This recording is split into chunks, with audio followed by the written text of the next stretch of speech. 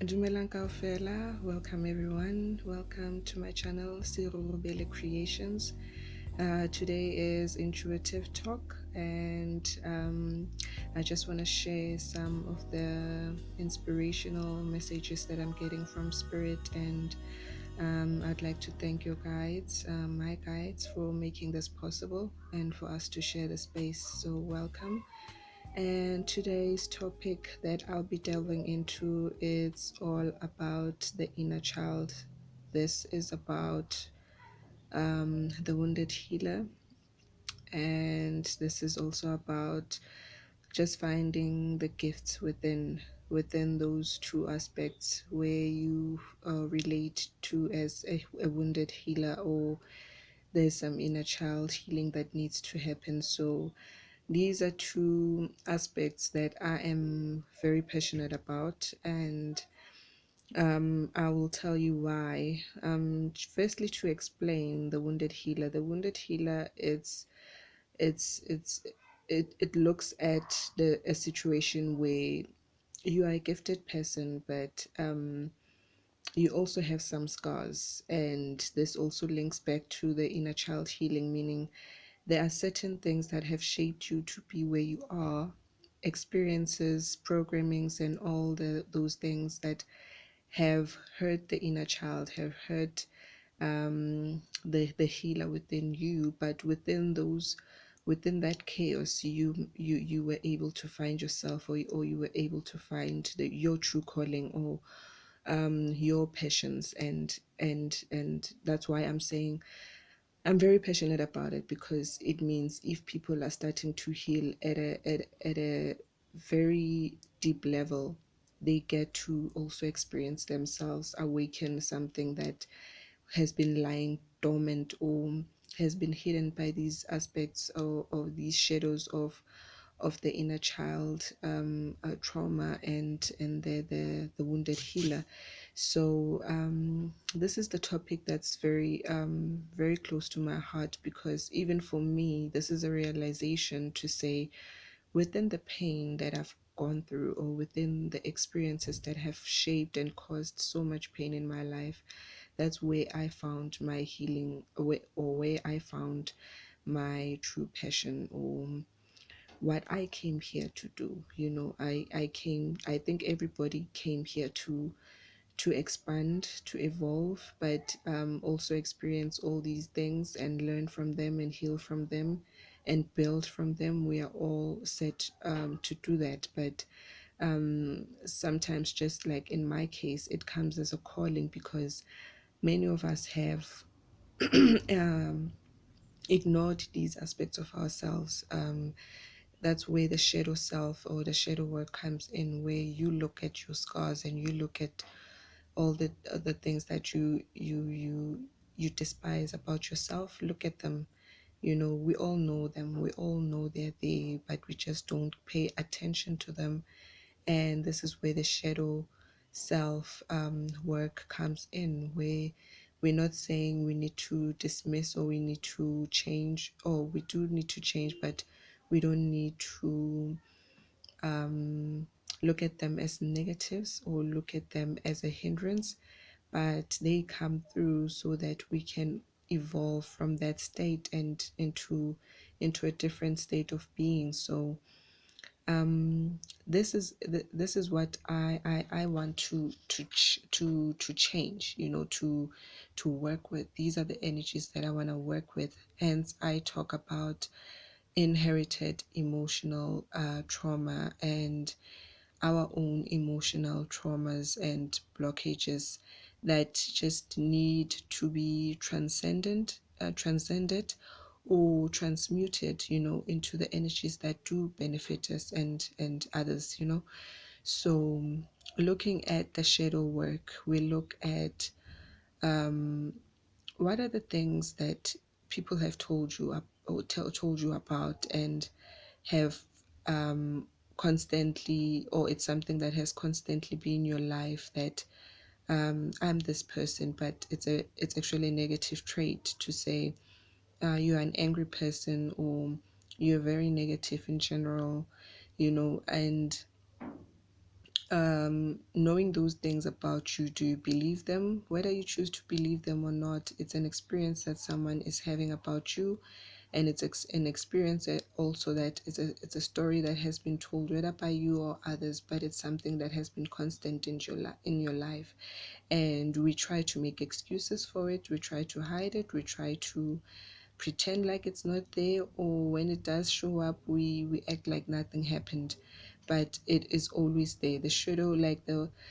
there's one explanation that I really liked about the shadow self, and it says the shadow is someone, it's an aspect of you that carries all the baggage, that carries all these negative things for you while you busy doing other things and not looking at it, and it carries all these negative traits, these negative experiences for you. And there's a time in your life, believe me, whether you like it or not, there's going to be a time where you have to face the shadow.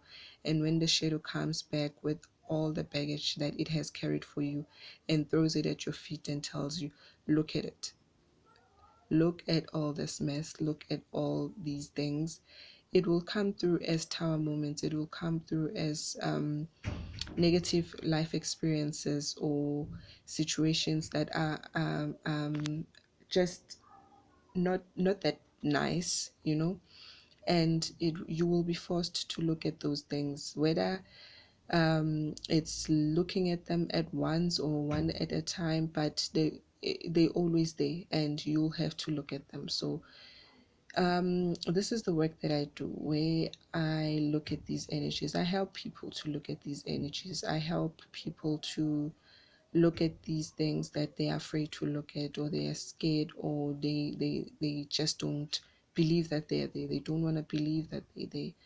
And helping them through that process, somehow, somewhere, I don't know, it's energies, but somewhere, somehow, you know, you find the gold. You find the gold within. You find, you rise from the ashes, the phoenix rises from the ashes. Have you seen how red fire is, or that hue of scarlet, or orange, whatever you perceive it to be? But have you seen how when you burn something, it will turn red while it's still in the fiery state, and then it turns it's either you're gonna have black smoke, or it turns black in its final stages. And after that process, once it's cooled, once the ash once now it's ash, it turns white. And these are the stages that I've been fascinated about lately, and I'm like, fire and its processes, and also representing what the phoenix does when it goes through fire and rises through the ashes, reborning itself, rebirthing itself. And fire's like that.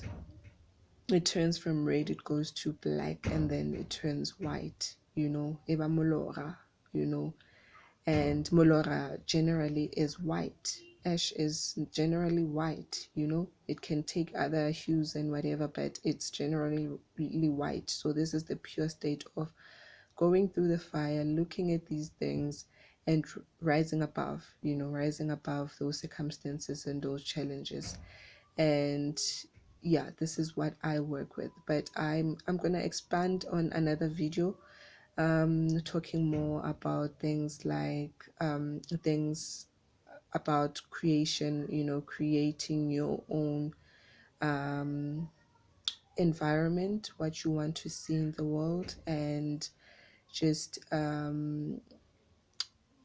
being a conscious creator, not following the programs or going with the flow, but consciously creating, because this is the time for us to take back that power and take back that ash, itlotse ka letso- ka molora o, to symbolize newness, to symbolize purity, after you have gone through a time of trauma, but also as a time of learning. So I'm going to expand on it. I just wanted to do an intro about the importance of dealing with the inner child, healing and connection, and dealing with the shadow self, dealing with what you are carrying, the baggages that you need to let go and transmute and transcend, and just looking at the wounded healer and what he's trying to teach you,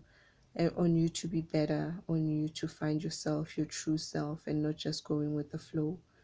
So thank you guys for watching. I'm